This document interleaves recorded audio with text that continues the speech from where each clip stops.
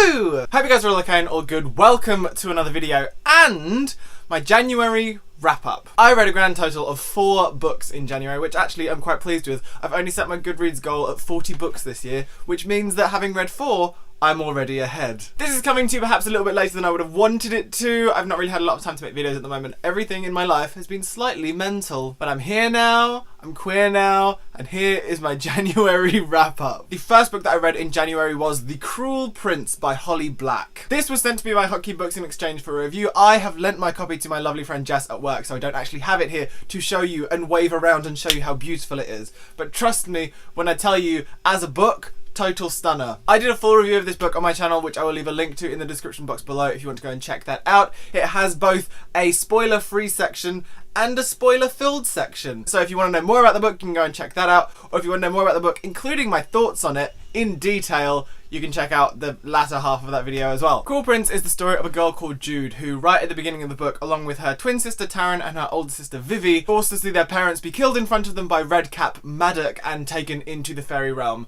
where they grow up and live. It is a place where both Jude and Taryn aren't exactly that well liked because they are both mortal rather than being fae, whereas Vivi is part fae, so that no one really minds her. 10 years on, and all Jude wants is to be accepted in the High Court of the Fae, and she wants to become a knight and all sorts of things. But in wanting to do that, she gets caught up in a lot of politics and bloodshed. It's an absolutely cracking read. I really enjoyed it. I'm super looking forward to the sequel. There are more details on this in the description box below if you want to go and check out my other video. But basically, if you're a fan of Holly Black, actually even if you're not a fan of Holly Black, like, this is a great place to start with Holly Black. I think she's amazing. I do recommend. The second book that I read in January was Batman Nightwalker by Marie Lu. This is part of the DC Icon series being done by Penguin Random House, where they have these big name YA authors doing young adult versions of the superheroes that we know and love. So we had Lee Bardugo doing Wonder Woman, I believe Matt De La Pena is doing Superman, and Sarah J Maas is doing Catwoman, and Marie Lu has been doing Batman,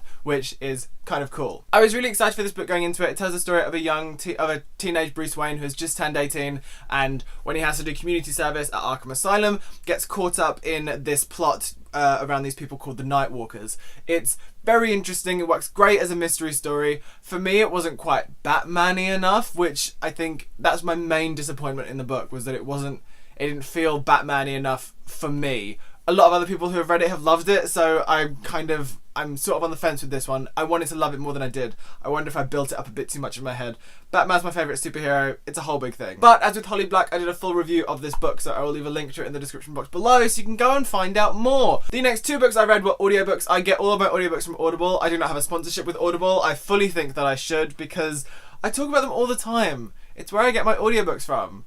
Anyhow, these are both re-listens for me. I think it's because I wasn't really in a mood to read something new. I don't know why, I just wanted to listen to these things again. And the first one that I listened to was Bossypants by Tina Fey, which I've talked about many times on this channel. It's one of my favourite audiobooks to listen to, mostly because I'm a huge fan of Tina Fey. I think she's amazing, and finding out more about her life is just really fascinating to me. Bossypants is a laugh out loud funny account of her basically from birth to where she was a few years ago when she was doing all the Sarah Palin stuff on Saturday Night Live. It takes you through her career when she was training, it takes you through when she was with the Second City, it takes you through when she was doing SNL and what it was like writing 30 Rock. It's so fascinating to me as someone who is a fan of 30 Rock to be listening to something like that, and actually it kind of nudges me in the direction of listening to Amy Poehler's book, which I really want to listen to because I really love Parks and Recreation as well, and Amy Poehler is mentioned a lot in the book, and they've worked together a lot. I really love this. It doesn't shy away from being really honest, and that's what I like about it. I think that's one of the things I really love about Tina Fey anyway, is that if there is something political to talk about or something that is a big issue to talk about, she won't shy away from it. She'll just do it in a very Tina Fey way.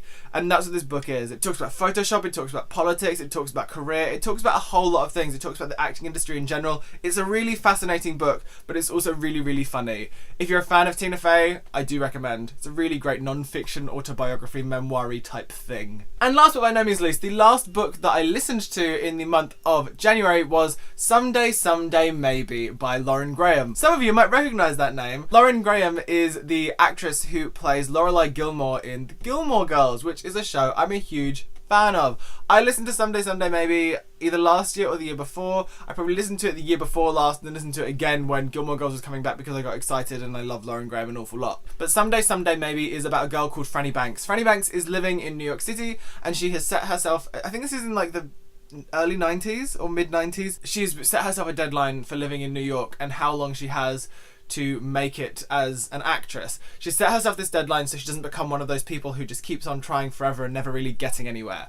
So this is basically the story of, I think it's the last year of her deadline with herself. So this follows her from audition to relationships that she's having, to her acting classes and all sorts of things. It is a grown-up book, really, and I really love it. She reads the audiobook as well, which is really great because I mean, she's an actress, so it comes off really, really well, and it's a really great book. It's light, it's fun, it's funny. As someone who's interested in acting in the acting industry, it's really interesting to look at. How accurate it is, I don't know. I can assume that it is because Lauren Graham has done this, and I found it really interesting to listen to. It's really funny, it's really light, and I think what's so great about Franny Banks is that Franny Banks is all of us at one point or another. She is neurotic, she's overthinky, she's second guessing herself all the time. She comes across as a really real, fleshed out person to me, and I kind of really felt what she was going through.